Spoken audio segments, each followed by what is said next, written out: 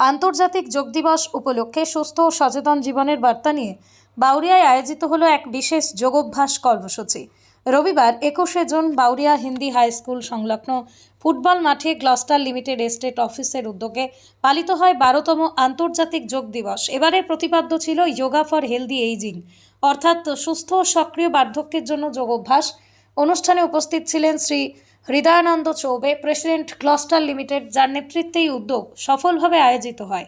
এছাড়াও উপস্থিত ছিলেন Bijay Pandey, state manager, Debashish Biswas, chief engineer, Yuvraj Agarwal, vice president. অনুষ্ঠানে যোগ দেন বিজেপি নেতা রুদ্রপ্রসাদ ব্যানার্জি, বিজেপির social media incharge Dipen Ghosh সহ এলাকার বিশিষ্ট সমাজসেবী, গণ্যমান্য ব্যক্তি ও বহু যোগপ্রেমী মানুষ।